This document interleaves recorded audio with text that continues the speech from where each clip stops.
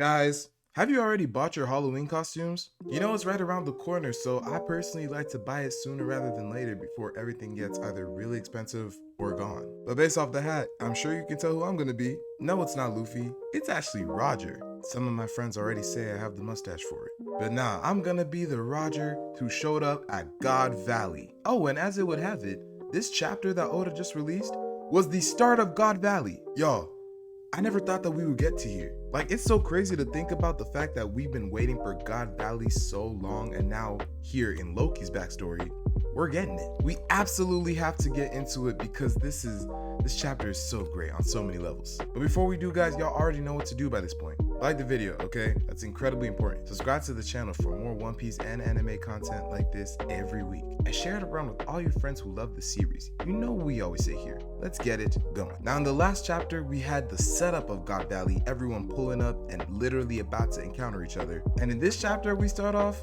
we're in the full swing of things. Also, there is virtually no rocks and minimal Roger in this chapter, so if those are the characters you're waiting for, I'd say wait for next chapter. On the other hand, if one of your favorites is Garp, who is this gonna be great for you? So we start off with just a check around the island, like kind of seeing what some of the other groups are doing. You know, the slaves saying that they can use this chance to escape. The celestial scumbags obviously blaming the Marines and saying that if anything happens to us, we'll have your heads. You know, typical stuff for the One Piece world. And then we have 3 panels of Roger, Rocks, and Garp all next to each other. Roger is completely focused on where Shiki is, and Garp, meanwhile, is wondering where Roger went. But very interestingly, the only thing we hear from Rocks this chapter, he says, Eris, teach, where are you? And what this means is that we learned the name of Blackbeard's mom, Eris. Kinda crazy that we know Blackbeard's mom before Luffy's mom, but hey, that's the way it goes. Then we cut to Dragon, who, if you remember, had taken Shanks and Shamrock and started booking it out of there. However, as he continues to run, you just have the large woman from last chapter who I said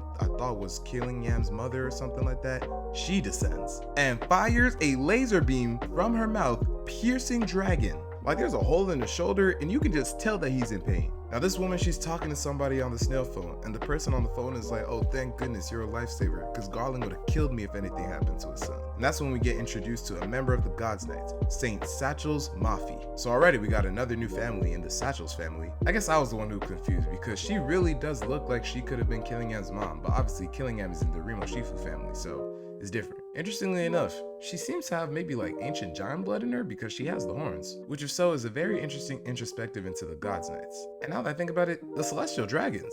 And she's like, oh, who knew that a prick like Garland could have a kid? Well, sayonara, as she prepares to kill Dragon. But then, right then, in the moment when she's about to kill Dragon, her and all the trees around her get completely cut in half. I'm talking severed. Now obviously, as we end up seeing, she's okay because all the God's Knights have Emu's regeneration ability, but this was crazy. And you just see Big Mom and Whitebeard lumbering out of the forest. Apparently that attack was from Whitebeard, because Whitebeard's like, yo, Linlin, I already told you for the last time, I'm not aiming for you. If you're in the way, move. And Linlin's like, yo, I could have died. You want to go right now? Mind you, they're so big and imposing that as they're passing by, they don't even take note of Dragon. Which makes sense, because Dragon at this time is kind of like Kobe level. And I'm not talking tough Kobe at Hachinosu, pre-time skip Kobe in the Marines level. Then from behind the two of them, you have Shiki pulling up and is just like, damn, you trying to kill me, Whitebeard? While Kaido also pulls up and is like, yo, Linlin, where's my fruit at? This is not what we agreed on. But as the Marines try to converge on them, we get a great panel of the 4 of them just using their pure physicality to destroy these people. Like, me saying it really doesn't do it justice, so I gotta put the panel up here for a bit. This is beautiful. And of course now we have to have the talk, because this strongly bolsters the idea that I've always had, that Shiki was the 4th emperor before Shanks. I mean, literally just look at who he's being paired with. Big Mom, Kaido, and Whitebeard, the 3 other people who would literally go on to become the Yonko. Some people will say, oh nah, it's coincidence, but to me this is clear as day. He's trying to portray to us that Shiki is of that caliber, especially portraying them as the 4 kind of shining stars behind Rocks himself. Even Kaido, who is, mind you, the cabin boy, literally the deckhand, he's still probably the 5th strongest on the Rocks crew. But then as you see that big explosion, you just got Garp who's running through and being like, this is a great fishing spot. He charges up Advanced Conquerors on his fist, jumps into the air and is like, hey yo, y'all Sea Kings, I'm coming for the hunt. And I want you to pay attention to what Garp just made the rest of them do. Because as he makes impact, he has Big Mom, Whitebeard, and Kaido running away. These are the people who are literally at the pinnacle of the pirating world. And Garp alone is making them be like, nah, altogether, we still don't want to fight this guy. Now, does Whitebeard say that a fight with him will drag out too long, which doesn't necessarily imply they can't fight him, but rather it's disadvantageous to? Yes. And is Kaido actually annoyed at the fact that they're not going to fight him? Also, yes. But this is pure agenda piece, the pure Garp agenda, and I'm completely here for it. Garp just made 3 future Emperors of the Sea run with their tails tucked between their legs. I'm not hearing it. Oh, and in case there was any debate, it's over now. Roger and Garp are the same level. Whitebeard is the step below. You have a little moment of Dragon acknowledging that his dad is there, which, I mean, you know what? Honestly, in the chaos of all of this God Valley, that's a nice touch that Oda did. He didn't have to do that. But then you have Big Mom trying to attack Garp. She calls on Prometheus and Zeus and uses a new move called Heavenly Foyer Blitz. Mind you, her regular Heavenly Foyer attack is just Prometheus. But Heavenly Foyer Blitz combines the fire and the lightning into a supernova-like Kamehameha. We see a disgustingly huge blast eviscerate the terrain, but then all you have is Garp looking like an absolute demon walking through and telling Big Mom, hey Linlin, that heat isn't even hot enough to cook a prime rib. And you have Linlin literally using the F-bomb.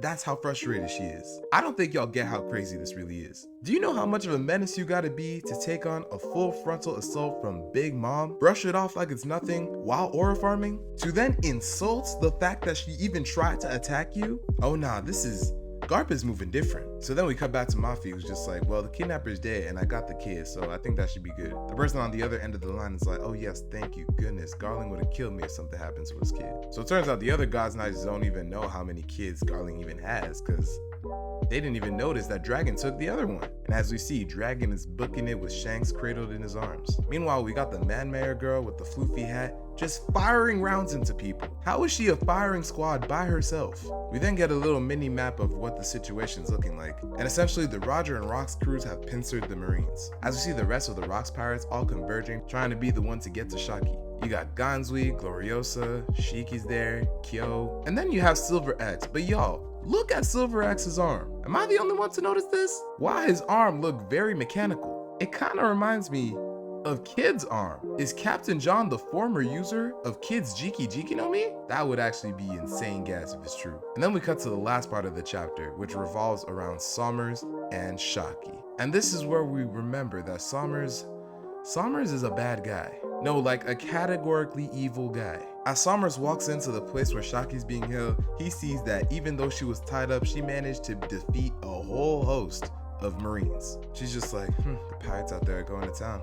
Guess they came for me. And do you know what this guy does? Sommers talking about there's nothing that is less cute than a woman who knows her worth and then slaps her in the face. Oh, I ain't gonna lie, Sommers, I don't know if they told you, it's 2025. Oh, no, this can't be happening.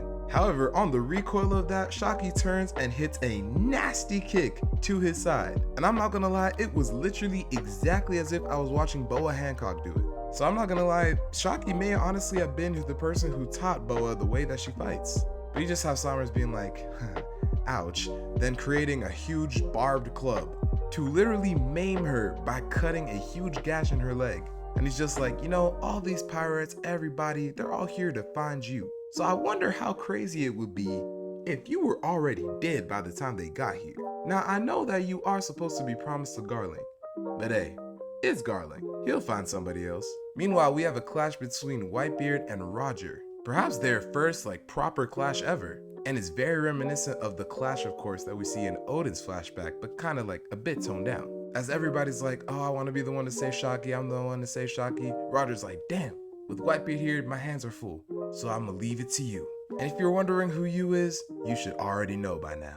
Oda keeps building up how evil Sommers is with all of this dialogue about how unimportant she is, the fact that she's going to be killed, everything like that. And right at the peak when she thinks it's over, that's when none other than Silver's Rayleigh pulls up. And he says perhaps the most aura-filled thing I think could have possibly been said in this moment. I'll send you to the darkest shadows of the underworld. And then we finally get our first named Rayleigh attack, Transcendent Higan Crescent, where he takes his blade and does a crazy strong horizontal slash, literally sending Sommers busting through the house.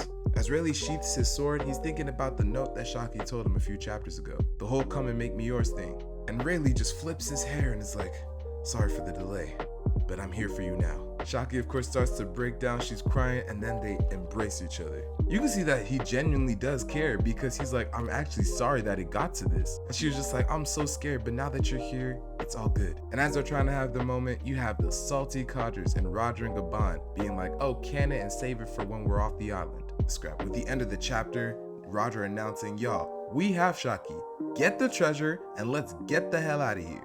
No break next week, the peak continues. Now, I don't know what y'all are gonna rate this, but for me personally, this chapter was actually a 10 out of 10 because it hit on so many levels. Just the hype of being able to see all of these characters, combined with the emotional weight of the whole Shaki story. Is it a classical, oh, I'm gonna save you thing? Yes, it is, but what's the problem with that? Especially with it being Rayleigh, the guy who's nonchalant. All I'm saying is, hey, to the men out there, be chalant. Your girl doesn't want nonchalance, take it from me. But I'm very interested in hearing what y'all have to say about this chapter, y'all. Like, do you believe that Shiki was the emperor before Shanks? And did Captain John really have the Jiki Jiki no Mi? Let me know all that good stuff and more in the comments below. This is the end of the video, y'all, but before we go, like it, subscribe, and share it around with all your friends who love the series. Or, you know, anime and manga in general. As I always say, I'm trying to build a community here, but I need your help to do it. That's gonna be all for me. I'll catch you on the next one, and always remember, one piece, one life. Now if you'll excuse me, I gotta go. It's game night with the boys.